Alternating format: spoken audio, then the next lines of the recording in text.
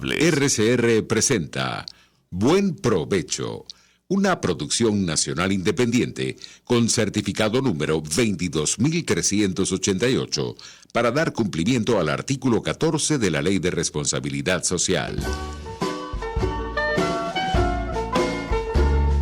A partir de este momento, los invitamos a formar parte de esta mesa donde se componen y descomponen los problemas del país. RCR presenta Buen Provecho.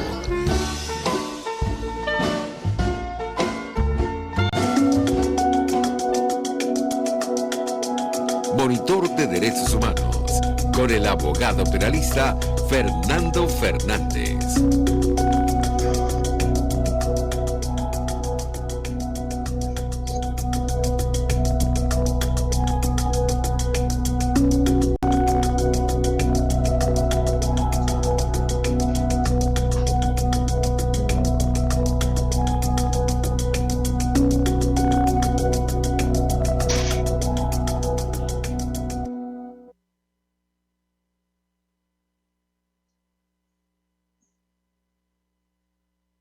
Estamos conectados, Génesis. No los...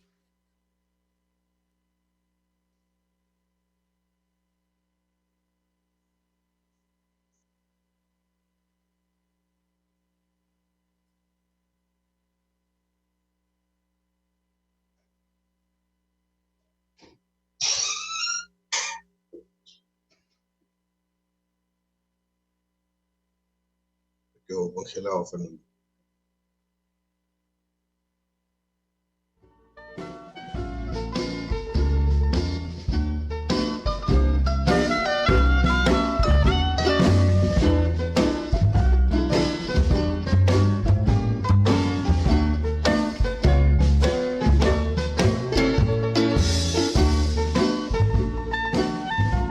Buen mediodía y buen provecho les deseamos a todas las personas que nos escuchan. Les habla Fernando Fernández, director y moderador del Monitor de Derechos Humanos. Encantado de estar con ustedes. Seguidamente los créditos. Dirección General de la Estación, Jaime Nestares. La gerencia de producción, Catherine Manzano. La producción del programa, Génesis Rodríguez. En los controles, Gregorio González. Y en la conducción, Fernando Fernández, quien les habla. Este programa está en todas las plataformas digitales rcr750.com, rcr.tv y rcr750, con cuentas en YouTube, rcr750, y en Instagram, @rcr750. Esta es la radio que se ve. Este programa está también ampliado y difundido a través de las cuentas Twitter, @DHMonitor, @FM_Fernández, @Monitor Indígena y @Cumpi Criminal. Con las etiquetas Monitor, Criminal Compliance. En Instagram, la cuenta es @DHMonitor. Si quieren continuar con esta programación y ver todos nuestros programas, se pueden suscribir por YouTube también, @RCR750, y van a conseguir absolutamente toda la programación. Son más de 100 programas ya grabados, ¿no?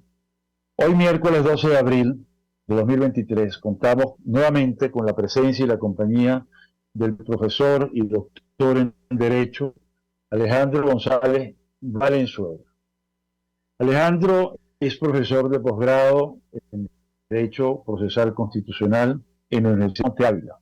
Tiene estudios de posgrado en Derecho Administrativo de la Universidad Central de Venezuela, la especialidad en Derecho Constitucional de la Universidad Católica Andrés Bello, la especialidad en Derecho Procesal Constitucional de la UMA, Universidad de Monte Ávila, y maestría en la Católica y doctorado en la Católica también. Membresías importantes: Bloque Constitucional de Venezuela, Asociación Mundial de Justicia Constitucional, miembro fundador además. ¿Cómo estás, Alejandro? Bienvenido, muchas gracias por asistir. Hola, Fernando, gusto saludarte, gracias por la invitación. Qué bueno, me alegra muchísimo, Alejandro, que estés con nosotros, porque tenemos un tema fuerte, un tema grande, un tema importantísimo además, ¿no? Que es el proyecto de ley de extinción de dominio. Quisiera que como introducción nos hicieras un bosquejo general descriptivo de en qué consiste este proyecto, por qué es importante, y luego entramos en el fondo del análisis crítico del proyecto. Por favor, adelante. Sí, bueno, fíjate bien, este proyecto en teoría se marca en una ley modelo de extinción de dominio que impulsa el programa de asistencia legal para América Latina de la Oficina de las Naciones Unidas contra el delito y las drogas, ¿no? Se trata de una iniciativa que ha sido implementada ya en diversos países como México, El Salvador, Honduras, Guatemala, países como Panamá, Costa Rica.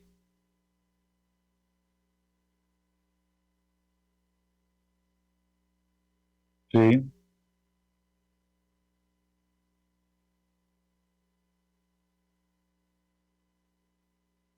Sí. Bueno, estamos haciendo un recuento general descriptivo de, digamos, la procedencia del proyecto, y nos contaba Alejandro González Valenzuela que esta es una iniciativa que viene influenciada de la Organización de Naciones Unidas.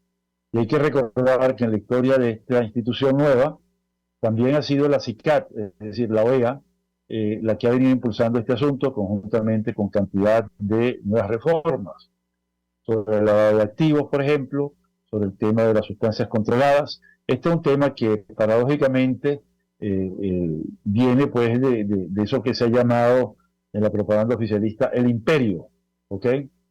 Pero que, bueno, ha adquirido un nuevo vigor, una nueva fuerza a partir pues de el impulso que le está dando las Naciones Unidas a través de la Oficina contra el Delito de Drogas y contra el Crimen Organizado.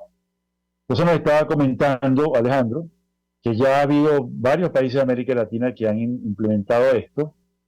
El Salvador, Panamá, ahorita está en proceso de reforma de la propia ley. Colombia. Quizás el caso de Colombia es uno de los más llamativos e interesantes porque, de acuerdo a lo que conocemos, esto dio origen inclusive a una reforma constitucional por la afectación del derecho de propiedad, es parte del tema que vamos a analizar con Alejandro, ¿no? Poco a nivel descriptivo todavía, mientras Alejandro logra reconectarse. Ajá, ya está reconectándose nuestro invitado de hoy. Pero mientras él se reconecta, hablemos pues de que esto significa un ataque legal a la propiedad, al dominio pues, que se tiene sobre el bien, sobre la cosa en sí, que proviene de un delito, que proviene de un acto ilícito punible, no de cualquier ilícito, no se trata de un ilícito civil, no es un ilícito administrativo, sino un ilícito penal. Y por ahí la importancia de este asunto, porque es una nueva intervención en materia penal de los tribunales penales, es un derecho fundamental, que es el derecho de propiedad, ¿no? Sin tocar otros elementos constitutivos de la justicia penal, como es la culpabilidad del responsable que cometió el ilícito penal, y como es la demostración fehaciente del cuerpo del delito. Simplemente basta una presunción bastante fuerte, consolidada, probada, ¿verdad?, de que el origen es punible, se trata de un delito, contrabando, por ejemplo, en este caso, de drogas, es el ejemplo Fernando, ¿me escuchas? más conocido, ¿no? Sí, ahora sí te escuchamos. Perdón. Estaba parafraseando un poquito tu artículo, que por cierto, Alejandro, es lo mejor que he leído de todo lo que se ha escrito, ¿no? Y estaba diciendo, nos quedamos en Salvador y Colombia, y el esfuerzo que han tenido países como Colombia de tener que hacer incluso una reforma constitucional. Entonces, te dejo la palabra. Sí, bueno, te decía de que esto, bueno, es una iniciativa que en teoría se enmarca en un proyecto de gran escala para América Latina. Es la idea de rescatar bienes de manos que tienen un origen ilícito para que pasen al Estado sin compensación y sin contraprestación alguna, ¿no? El punto central es que se trata de una actividad, de una sanción distinta o de una acción que va dirigida, una acción in rem que se llama en derecho, que va dirigida fundamentalmente contra los bienes y no contra las personas. Por lo tanto, esto apunta a que cualquier bien puede ser rescatado de cualquier mano en cualquier momento, porque además tiene carácter imprescriptible, ¿no? Y son independientemente de las acciones penales. Y aquí constituye, a mi juicio, el principal peligro para Venezuela, porque en los otros países hay, de mayor o menor grado, un Estado de Derecho que permite una asistencia que sea debidamente aceptada, que sea debidamente oída, está el debido proceso. En cambio, en Venezuela, lamentablemente, contamos con un poder judicial, jueces de control, que no son más o menos 95, 90 y tantos por ciento son jueces provisorios, al igual que los fiscales, más del 90% son fiscales provisorios. Por lo tanto, existen dudas fundadas de que el móvil de muchas de estas acciones no tenga carácter estrictamente jurídico, sino que vaya más allá y se introduzcan elementos de carácter político, de persecución política, o incluso pues de venganza entre grupos de delincuencia organizada que puedan tener acceso a esta instancia. Eso es lo que yo veo de peligroso en primer lugar. Sí, vamos a ir a la parte conceptual, ¿no? Digamos, típicamente, y de acuerdo con nuestro artículo constitucional, el 116, está prohibida la confiscación. Es decir, el Estado no le puede quitar los bienes a nadie, como regla básica, ¿no?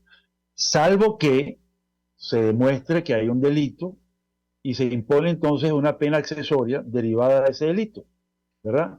Eso es lo que dice el 116. Ahora bien, tú explicabas esto que, de acuerdo a lo que has estudiado, esto va directo en contra del bien, de la propiedad sobre el bien, y no sobre el sujeto que comete el delito. ¿Puedes ampliar un poquito sobre eso? Sí, fíjate que en Venezuela ya, o sea, en los supuestos que establece esta ley, en su artículo, en el proyecto de ley, en su artículo 2, numeral primero, establece que se va en contra de bienes que son producto de delitos como derivados del tráfico de drogas o de legitimación de capitales, delincuencia organizada o incluso delitos de corrupción. Pero cada uno de estos supuestos ya tiene una ley que consagra dentro de su normativa la posibilidad de confiscar bienes que sean producto de la actividad de droga, de la actividad de delincuencia organizada o de la actividad de corrupción. Por lo tanto, si ese es el único supuesto, los únicos tres supuestos que establece la ley, tendríamos un problema de que hay una concurrencia de leyes para, todas las leyes orgánicas para tratar un mismo tema, ¿no? La única diferencia radicaría en que los supuestos que establecen cada una de estas leyes penales, la ley orgánica contra la delincuencia organizada, la de drogas y la ley contra la corrupción, requieren necesariamente el establecimiento de una culpabilidad por parte, es una acción penal, pues, que requieren, en primer lugar, la tipicidad, la culpabilidad de un infractor, la responsabilidad y una sanción penal. En cambio, en esta ley de extinción de dominio no se requiere absolutamente nada de eso. Y ahí viene, como te digo yo, la primera dificultad, porque yo entiendo que el sentido de la ley apunta fundamentalmente a quitar los bienes, por ejemplo, a los herederos de quienes han incurrido en actividad ilícita, porque el espíritu de la ley, o de la ley modelo, es que los delincuentes, delincuencia organizada, narcotraficantes y grandes corruptos, a veces prefieren pasar 4, 5 años, 10 años en la cárcel y sus familias quedan debidamente acomodadas y sus herederos. Y los bienes pasan a sus herederos, pues cuando salen, siguen gozando de los privilegios que le dan esos bienes mal habidos, ¿no? E incluso durante la cárcel pueden seguir haciendo actividades lícitas, incluso asociadas por esos bienes ilícitos. Entonces, el sentido de la ley es acabar con esa práctica y que la gente, digamos, darles realmente donde les duele a este tipo de delincuentes, ¿no? Pero, te insisto, el problema está en que esta ley, o el proyecto de ley en Venezuela está muy mal configurado porque parte de unos supuestos muy limitados, en primer lugar, y en segundo lugar apunta en segundo lugar a una jurisdicción penal, radica los procesos penales en la jurisdicción penal en los jueces de control, algo que es incomprensible por cuanto en todos los países donde ya está implementado el sistema, eso radica en la jurisdicción civil o en jurisdicciones especiales, ¿no? Sí, sí, sobre todo que, digamos, la disfuncionalidad de nuestro sistema judicial es muy grande. Está reconocida, está documentada por la Misión Internacional de Determinación de los Hechos, por la Oficina del Alto Comisionado de las Naciones Unidas, por el propio fiscal ante la Corte Penal Internacional, que ha dicho que una de las razones por las cuales tiene jurisdicción la Corte Penal Internacional es porque el sistema judicial venezolano no tiene las condiciones de idoneidad, ¿verdad? De probidad, de autonomía, de independencia. Entonces, aquí hay un problema muy grande si se instaurase este tipo de relación en Venezuela. Pero hay un tema todavía en la parte conceptual que uno no termina de entender, ¿no? Y es el problema de cómo abordar, de dónde viene esto. Tú mencionabas claramente el tema de las Naciones Unidas, ¿no? Yo recuerdo que anterior a eso fue la OEA, la impulsora de esto. Yo me formé con la OEA en el tema antidrogas y antilavado de dinero, ¿no? Entonces llevo la secuencia de dónde vienen estos asuntos, ¿no? Lo cual llama la atención, siendo que siempre se ha dicho que el imperio domina la OEA, que el imperio domina a las Naciones Unidas, ¿no? Y ahora estamos tomando una ley que dicta el imperio, ¿no? Es curioso. Pero lo cierto es que sí hay una historia muy interesante con el derecho anglosajón y concretamente las leyes contra la piratería. Quizás nos puedas dar algunas luces sobre ese tema. Bueno, ahí viene una discusión respecto del tema de la propiedad, ¿no? Y la visión constitucional respecto de la propiedad. En América Latina se ha asumido una visión más republicana, más, digamos, de la concepción francesa, de que la propiedad cumple una función social, a diferencia del constitucionalismo inglés, un sistema, digamos, que ellos consideran, pues, de que los bienes requieren una protección especial, ¿no? Y por eso es que la figura del comiso, que típicamente anglosajona, tiene unas particularidades que no se dan en nuestro ordenamiento jurídico. Entonces, el problema está en que, aceptando de que la propiedad está sujeta al cumplimiento de unos atributos de carácter social, se entiende que la propiedad no puede adquirir legitimidad cuando su origen es ilícito, ¿ok? Es decir, no hay manera de que traspasando la propiedad a herederos, no hay manera de que traspasando un bien a terceros, automáticamente esa propiedad se legitime. Ahí tiene que haber entonces, en el caso de los terceros, por ejemplo, acreditación de una buena fe, pero no una simple buena fe. Ya en sistemas comparados, en Perú, en Colombia concretamente, no se exige una buena fe común y corriente, es decir, la creencia de que yo pensaba que esta persona era correcta o honesta, ¿no? Sino que tiene que ser una buena fe calificada, donde debe acreditarse de que hubo una debida diligencia, que se investigó que hubo un compliance, un buen compliance, sí, para verificar de que no se estaba comprando un inmueble o no se estaba asociando a una corporación, a un tipo cuyos bienes tienen un origen ilícito. Y con eso terminaba contaminando, por ejemplo, en el caso de las sociedades anónimas, de las corporaciones, al resto de los accionistas. Y muchas veces se ha dado el caso donde se han puesto en riesgo manifiesto la propiedad de los restantes accionistas de sociedades, ¿no? Entonces, es una ley que es peligrosa en estados de derecho consolidados. Sí. Imagínate tú lo que puede representar para una sociedad como la venezolana actual, donde el sistema de justicia es virtualmente inexistente, ¿no? Muy precario. Sí, tú mencionas algo bien importante, que es peligrosa y discutible, aún en regímenes de Estado de Derecho donde funcionan las cosas bien.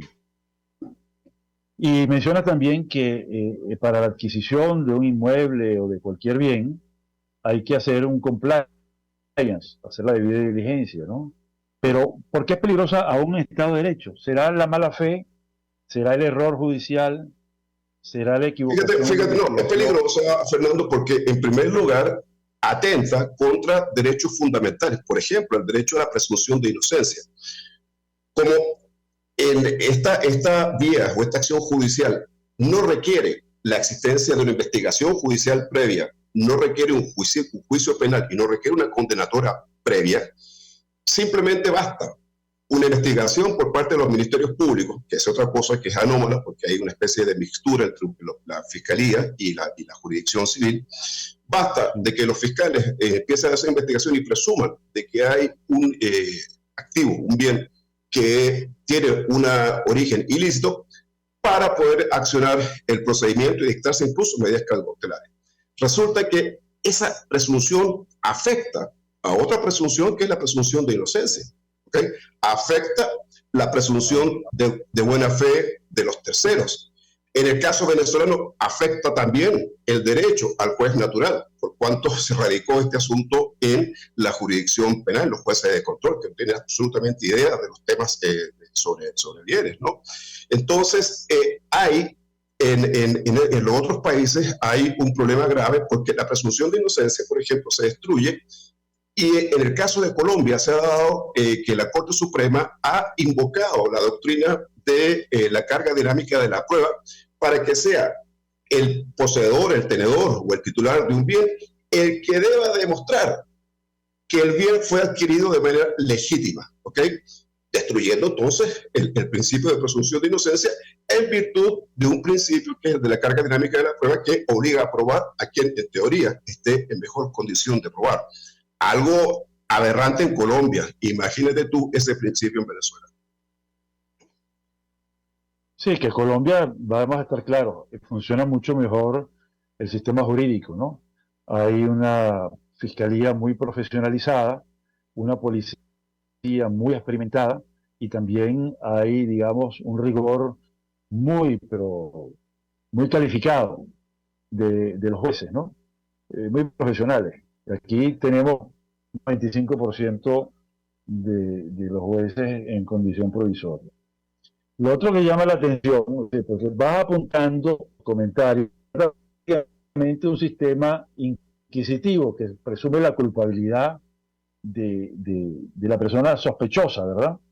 Claro. Pero también de los bienes sospechosos. Hay un asunto muy inquisitorial cuando o bienes sospechosos, pues sí, serían bienes sospechosos, ¿no?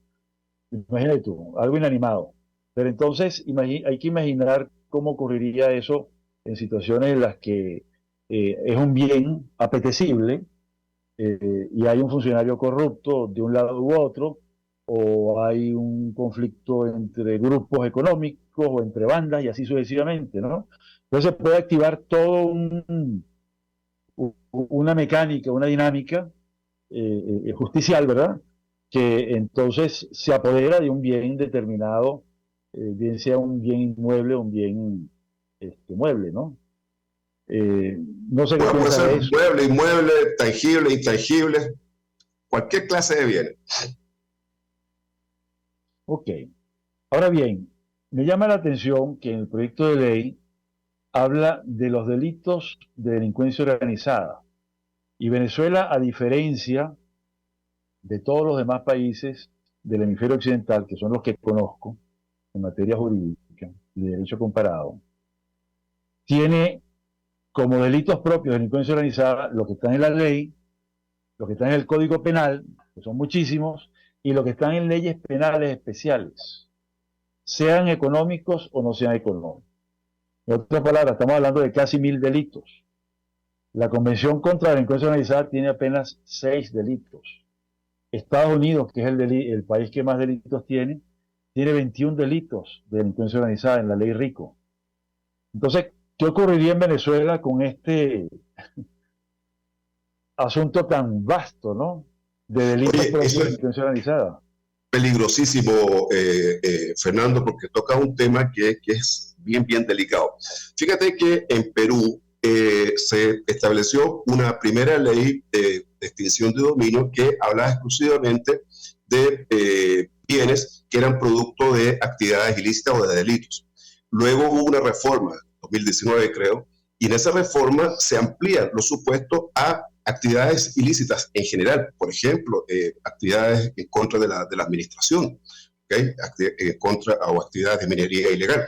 Actividades contra la administración, pensemos, por ejemplo, en materia urbanística, le dan permiso a una persona para construir apartamentos, ponte tú, de 100 metros y 10 apartamentos, de repente hace 12 y de 120 metros, y ya por esa violación urbanística, ese bien puede ser objeto de extinción de dominio. Pensemos, por ejemplo, en el caso ya concretamente de delincuencia organizada, que como comenta, en el caso de que como se ha venido produciendo en Venezuela una depreciación bastante ostensible en materia inmobiliaria. Pensemos, por ejemplo, de que un inmueble que costaba, ponte tú, un apartamento hace 3 años atrás, $300,000, y ahorita vale 80,000. En ese supuesto, y los aranceles como han venido subiendo, supongo que se registra pues por $80,000. Resulta que un funcionario judicial del Ministerio Público, en coincidencia con el juez penal, pueden presumir de que ese inmueble no vale 80,000, sino que vale 300,000, y que el abogado, el comprador, el vendedor y el funcionario del registro se concertaron en un grupo de asociación delictiva para evadir impuestos, por ejemplo. ¿Ok? Y entonces perfectamente pudiera caer una acción de extinción de dominio sobre ese propio inmueble. Entonces, aquí el campo se vuelve ilimitado e ilimitadamente peligroso. Por eso es que es importante de que este tipo de leyes requieren, en primer lugar, de un Estado de Derecho, y en segundo lugar, de una configuración muy precisa y incluso de limitación constitucional o de una reforma constitucional que delimite de manera clara este supuesto, porque la propiedad sabemos pues que es un bien que constituye un fundamento de las sociedades liberales, un fundamento del liberalismo, pues, y entonces incluso de las sociedades modernas, y cualquier tipo de amenaza representada de esta manera se supone, digamos, que es una amenaza en definitiva para toda la sociedad en su conjunto, para todos y cada uno de nosotros, y eso, por eso digo que es muy peligroso.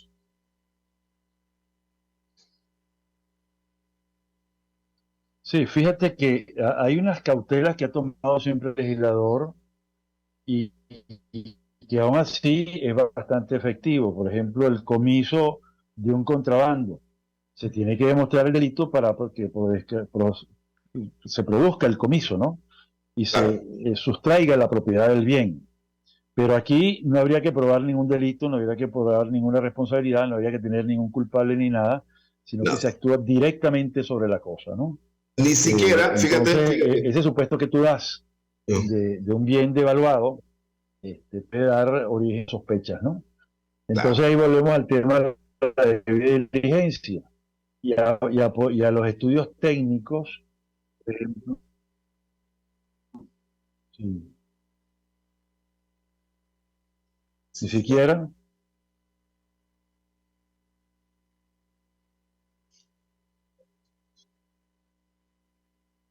Ni siquiera.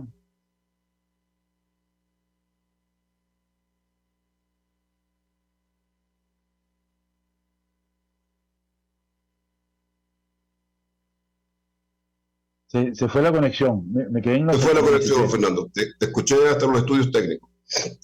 Los estudios técnicos que se requieren, por ejemplo, de peritos evaluadores, en ese caso de las evaluaciones, ¿no? Claro. Pero puede haber casos mucho más complejos, ¿no?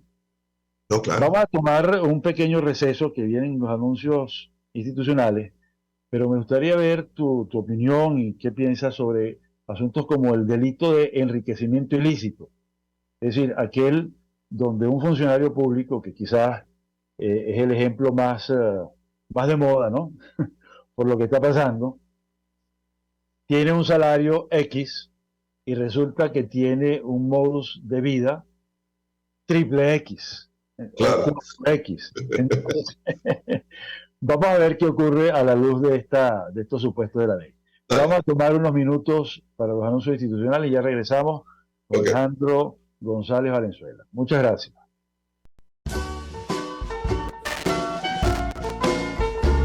Los grandes temas se debaten en la mesa. Buen provecho por RCR 750, la radio que se ve. Y síganos en Twitter en @RCR750. Puedes seguirnos en nuestras redes sociales. En Twitter, @RCR750, la radio que se ve. El que sabe de sabor sabe de saber que Del Corso es la clásica pastelería italiana de Caracas. Qué ricos sus dulces típicos tradicionales como los auténticos cannoli, la sfogliatella o la cola de langosta no tienen comparación. La pasta seca de almendras y chocolate o su gran variedad de tortas, cumpleaños, bodas, bautizos o comuniones, reuniones familiares o eventos corporativos. Teléfonos 0212-941-1971. Pastelería Del Corso, la pastelería italiana por tradición y excelencia. El doctor José Eduardo Troconis y sus especialistas invitados le ayudarán a obtener cada semana el secreto para mejorar su calidad de vida en RCR Salud. Usted podrá comprobar la veracidad de las tradicionales técnicas y últimas tendencias que se divulgan acerca de la salud y la medicina en nuestra sociedad. Hay mucho más dedicación y hay mucho más experiencia. Tenemos las herramientas. RCR Salud, todos los domingos, a partir de las 10 de la mañana, por RCR 750 AM.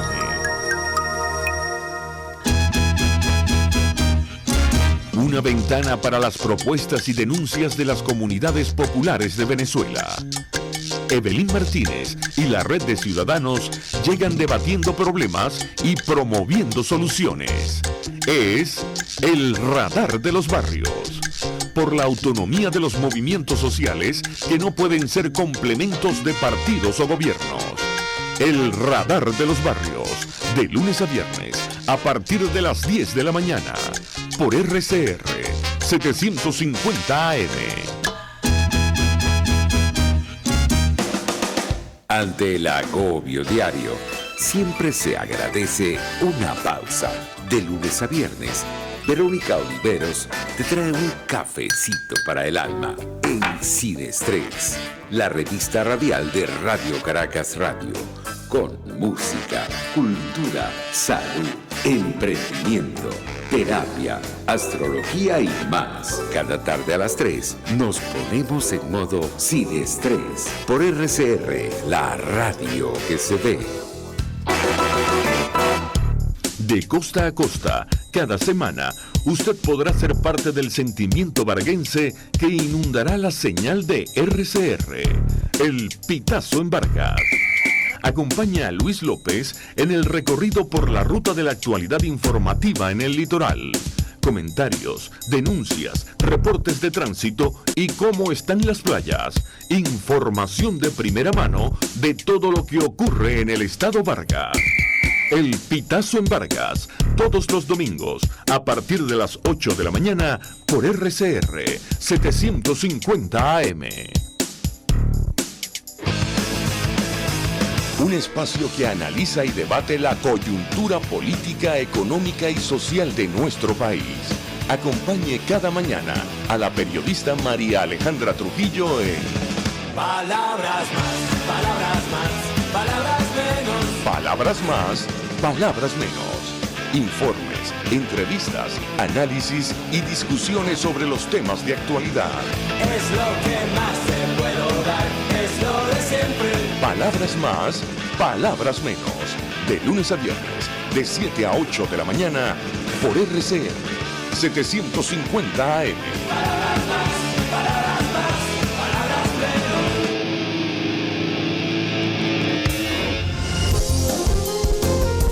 RCR 750 AM. Porque lo bueno une.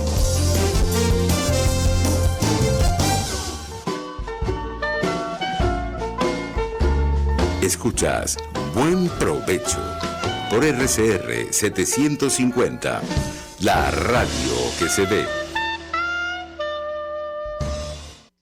Me avisa Génesis para comenzar. Estamos nuevamente con el monitor de derechos humanos en la reunión, conversación, entrevista con el doctor Alejandro González Valenzuela, doctor en Derecho y un brillante profesor de Derecho Constitucional, hablando del proyecto de ley de extinción de dominio. Y quedó en el aire la pregunta acerca de cómo ve él el asunto en relación al enriquecimiento ilícito del funcionario público. que tiene un salario de una X y de repente aparece con 28X en su modo de vida, ¿no? Gastos dispendiosos, vida opulenta, automóviles, guardaespaldas privados, choferes, viviendas, inversiones en los Estados Unidos, en Suiza, en España, en fin. ¿Cómo queda eso a la luz de esta ley? ¿Y cuál sería la idea de esta ley con relación a eso? Bueno, esta ley, al margen de que la ley contra la corrupción prevé, como te decía, la figura de la confiscación, prevé además en su artículo 8, numeral 7, la posibilidad de propiciar la extinción de dominio sobre bienes que constituyen un incremento patrimonial no justificado cuando existen elementos que permitan considerar razonablemente que provienen de actividades ilícitas. Es decir, que la figura de la corrupción está, de los bienes producto de la corrupción, están previstos y pueden ser objeto de extinción de dominio, y aquí habría un problema, pienso yo, insalvable para el gobierno. Difícilmente los funcionarios públicos que, por lo que hemos estado viendo últimamente, tendrán la posibilidad de justificar su modo de vida, ¿no? Sí, básicamente lo que quiere decir con esto es que no hace falta para estos temas de corrupción esta ley de extinción de dominio, que sería el caso que se ha mostrado espectacularmente con los allanamientos, con la presentación de los detenidos, etcétera, etcétera, ¿no? Entonces, para este tipo de casos no haría falta una ley de extinción de dominio, es lo que entiendo, ¿no? Fíjate, cuidado, Fernando, te insisto, pasa que lo importante es tener como contexto la necesidad de un Estado de Derecho correcto, decente, ¿no? Porque la ley de extinción de dominio en materia de corrupción apunta, por ejemplo, a quitar bienes a quienes sean herederos y no sean capaces de demostrar la licitud de los bienes, así hayan sido obtenidos por herencia, ¿no? Pero la herencia de un funcionario público siempre estaría, digamos, sujeta a una acotación. Lo mismo ocurre con los terceros de buena fe, que digan, mira, no, bueno, a mí me vendió esta lancha, se la compré para el ministro tal, o sea, fue el ministro para comprar una lancha, por ejemplo, un yate. Entonces, en esos casos, sí, es una herramienta que sistemas democráticos con Estado de Derecho consolidado pueden ser bastante útiles, pero con las salvaguardas que te acabo de señalar hace un rato, ¿no? Sí. Sí, definitivamente, sí. El tema medular es el Estado de Derecho, el buen funcionamiento de las instituciones jurídicas, la independencia de los tribunales, la profesionalización de los jueces y todo lo demás del sistema judicial, no solamente los jueces, los fiscales, los policías de investigación y hasta los abogados, ¿no? Que requieren una preparación adicional, ¿no? Y vamos a un punto neurálgico y una gran debilidad de la ley, que entonces propone el proyecto que sea un juez de control. Y entonces, ¿para qué sirve el juez de control si se convierte a su vez en un juez de juicio? ¿Cómo queda eso?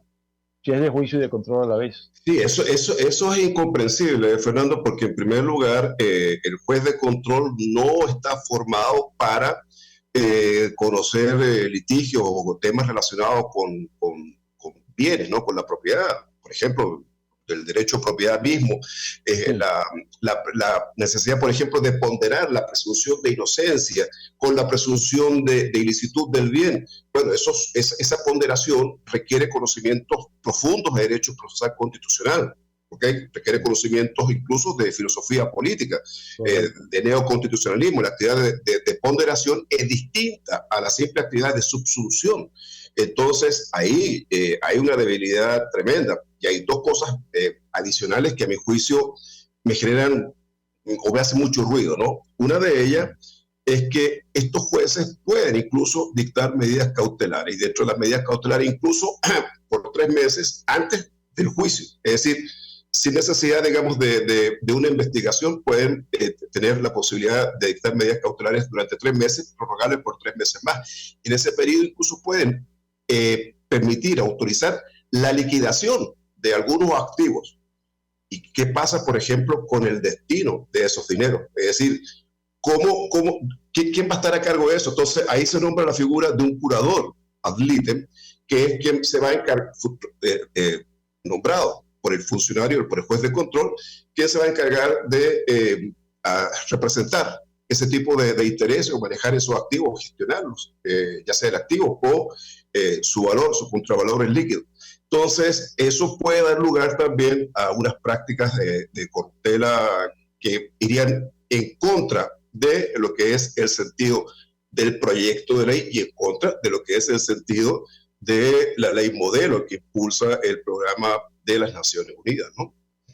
Sí, claro, porque puede generar un circuito de relaciones indebidas, impropias, entre esos curadores, los tribunales, los fiscales, los policías, etcétera, ¿no? Claro. Otra cosa que puede estimular eso está una figura que ellos le llaman de recompensa, Fernando. Es decir, quien denuncie un bien presuntamente ilícito puede tener una recompensa que va a ser fijada por el funcionario judicial. Eso es absolutamente aberrante, por cuanto, en primer lugar, una vez que un bien entra al Tesoro Nacional, estamos hablando ya del supuesto de que la recompensa se obtiene cuando el bien ya ha pasado su dominio al Estado, ¿no?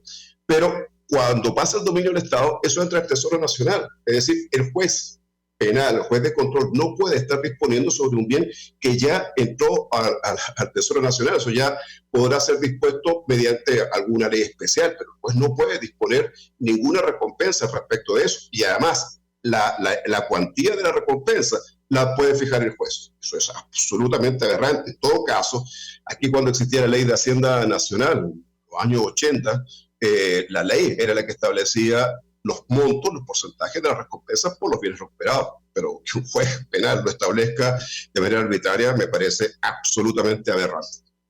Sí, sin ningún criterio de proporcionalidad. Porque en el sistema norteamericano se premia al whistleblower, que es el que da el pitazo, y siempre y cuando sea hecho de buena fe y que además sea eficiente, es decir, que logre que se recuperen los activos y que haya activos suficientes, pero eso tiene un techo, eso no puede ser algo desproporcionado. Hay tradición en esta materia, ¿no? El whistleblower. Aquí, por lo que veo, es una inserción bastante peculiar, muy primitiva y sin ningún desarrollo, ¿no? Que además es distinta a la figura de la obvención que existe en la ley contra el contrabando, ¿no es así? La ley de Hacienda. Claro. Exactamente. Pero fíjate bien que... Es una tarifa. Exactamente. Otro aspecto aberrante de esta ley es la posibilidad que hay de que, o lo dice expresamente la ley, y a mí eso también me hizo mucho ruido, es que cuando se inicia una investigación por parte de la Fiscalía y se va al juez de control, se inicia un proceso y lo que el juez diga produce cosa juzgada. O sea, eso es obvio, ¿no? Es una perogrullada. Pero de manera expresa lo declaran en la ley y eso te pone a pensar que de repente pudiera incluso algunos funcionarios prestarse para una gran operación de lavado, porque pudiera perfectamente hacerse una especie de autodenuncia o iniciarse una investigación por parte de la Fiscalía, van ante el juez y el juez dice, no, mira, estos bienes tan legítimos, son tan correctos, tan limpiecitos. Y aquí está la sentencia que lo acredita. Oye, eso no le corresponde a un juez de control. En todo caso, esa cosa juzgada sería una cosa juzgada fraudulenta o presunta, porque en todo caso, si en el futuro apareciera un indicio de que esos bienes tienen un origen ilícito, esa sentencia no va a servir para absolutamente nada, ¿no? Claro, cómo enervar eso después va a ser una complicación. Yo pienso que es un desconocimiento de lo que es la cosa juzgada y sus consecuencias, ¿no? Claro. Y me doy cuenta también que el recurso que tiene este proyecto es ante la Corte de Apelaciones, es decir, se salta del juez de control a la Corte de Apelaciones y se deja por fuera al juez de juicio, cuando en realidad el juez de control pasa a ser juez de juicio.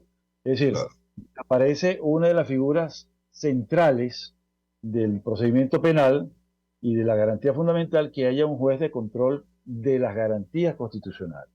Así que el juez de control pasa a ser juez de juicio y un legitimador de cualquier actuación que le presenten, claro, sea errónea, o sea de mala fe, o sea de buena fe, no importa. Claro. Si a él le parece, eso va a quedar allí consagrado y con fuerza de cosa juzgada, ¿no?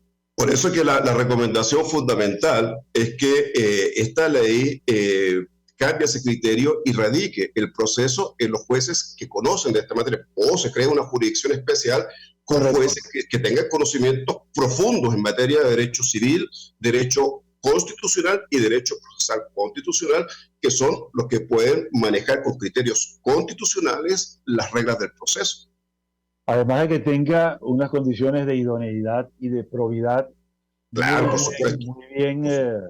muy bien establecidas y muy bien evaluadas, ¿no? Es decir, no puede ser un juez provisorio, tiene que ser un juez estable, un juez de carrera, como en todas partes. En todas partes, los jueces antiterrorismo, los jueces especiales tienen una formación distinta a la del juez ordinario para delitos comunes. Y esto es un delito extraordinario, además de... porque esto es una materia muy sensible, Fernando. Estamos hablando no solamente de que está involucrado, y te insisto en esto, el derecho a propiedad, que es un fundamento de las sociedades democráticas modernas, sino que también esta ley viene o propicia, en cierta forma, el desconocimiento o la necesidad de ponderar un derecho que ya estaba consolidado y que no está sujeto, digamos, a ser disminuido por el principio de progresividad, como es la presunción de inocencia. Entonces, la presunción de inocencia queda en entredicho, y sobre todo porque en el caso de Venezuela, ya el tema incluso de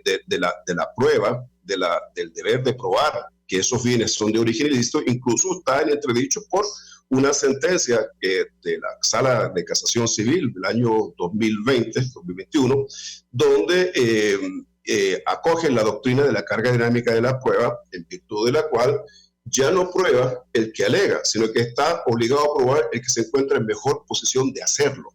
Y en el caso de Colombia hubo una sentencia bastante discutible de la Corte Suprema, donde la Corte estableció de que los titulares de los bienes debían acreditar la licitud del origen de los bienes.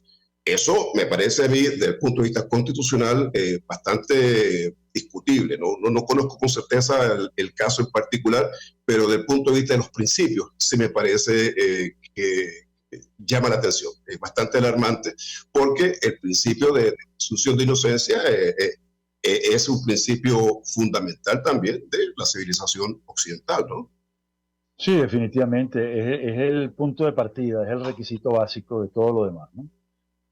Y luego hay un temita ahí que pienso que hay que darle, porque yo pienso que a la luz del artículo 115 y el 116 de la Constitución, esta ley no tendría mayor vida. Habría que hacer una reforma para poner un inciso, ¿verdad? Que amplíe el asunto y que lo consagre como hicieron en Colombia, ¿no? No sé qué piensas tú de eso. Sí, bueno, mira, a ver, si nosotros estuviésemos en un Estado de Derecho donde hubiese certeza, certidumbre jurídica respecto de la idoneidad de los magistrados de la Sala Constitucional, incluso bastaría una sentencia interpretativa que hiciese una especie de mutación legítima de los artículos 115 y 116 y abriera la posibilidad para hacer este tipo de extinción de dominio, porque la extinción de dominio incluso existe, entiendo que en materia agraria, ¿no? Está prevista cuando se trata de tierras ociosas. En el caso de Colombia es así, en el caso de Chile también es así. Entiendo que en el caso de Venezuela también habría una norma en la ley de reforma agraria sobre la extinción de dominio en materia de bienes o tierras ociosas, ¿no? Pero, te insisto, aquí en Venezuela el problema no es la ley, que está muy mal concebida. Yo creo que esa ley en un futuro democrático, transición democrática, una ley como esta va a ser una herramienta importante, fundamental para recuperar activos, pero sí creo que en el contexto actual esta ley es bastante peligrosa porque amenaza a muchos derechos y yo tal vez una reforma constitucional al futuro sería necesaria en muchos aspectos. Si se hacen en otros tantos aspectos habría que incorporar esta norma, pero en todo caso de haber habido un sistema de justicia razonable, de Estado de Derecho aceptable, bastaba con una simple sentencia interpretativa que hiciese una mutación legítima de los artículos 115 y 116. Sí, y hay un tema que acabas de mencionar y qué lástima que el tiempo se nos está acabando, que es el tema de las tierras ociosas. En Venezuela, donde ha habido un abuso reiterado, sistémico y generalizado de la figura de la expropiación, y se aplicó la orden imperativa del exprópiese a diestra y siniestra, y se han estatizado enormes cantidades de tierras ociosas y no ociosas, es decir, productivas y no productivas, a más de 5 millones de hectáreas. ¿Cómo quedaría esta ley entonces? Porque, digamos, en países donde se respeta el derecho de propiedad, esto sería una ley extraña para situaciones muy concretas, pero Claro. donde se ha abusado tanto el derecho de propiedad, ¿cómo crees tú que encajaría esta normativa? No, yo no creo que se trata, digamos, de ámbitos distintos. Todos esos bienes, esos terrenos, esas tierras productivas que se volvieron improductivas por efecto de la revolución, tienen que ser devueltas. Creo que incluso a sus propietarios se les debe indemnizar.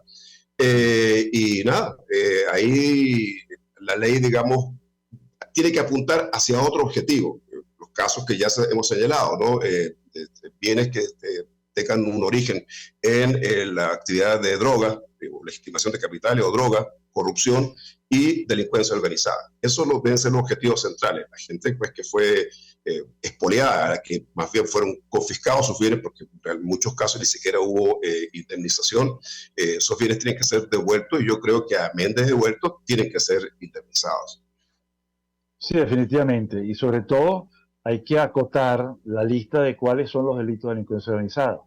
No puede ser lo que dice la ley venezolana, que son todos los del Código Penal, todas las leyes especiales y los 30 y tantos que tiene la ley especializada, ¿no? La ley especial.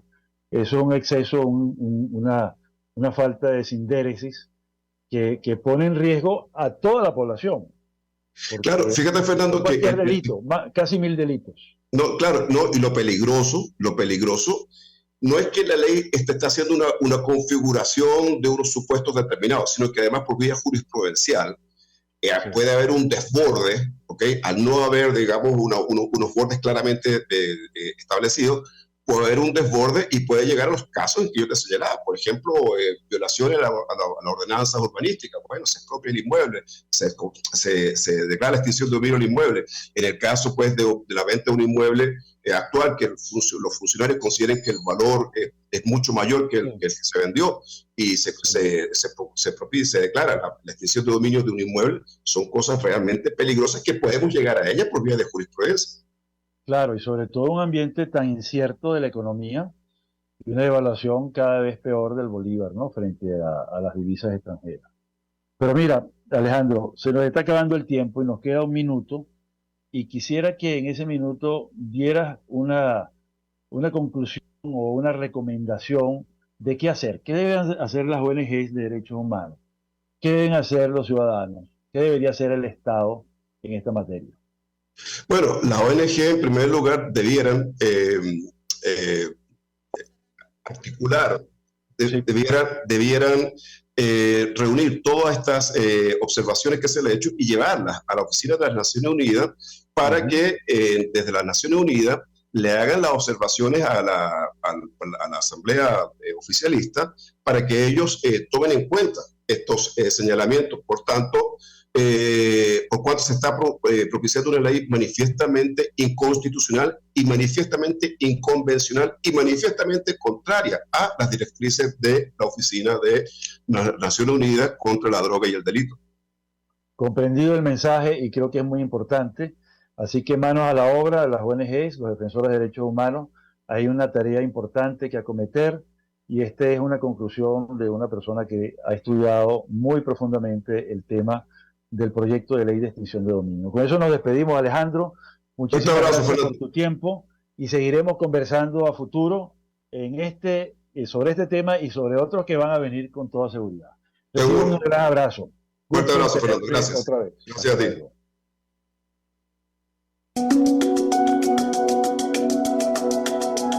Monitor de Derechos Humanos, con el abogado penalista Fernando Fernández.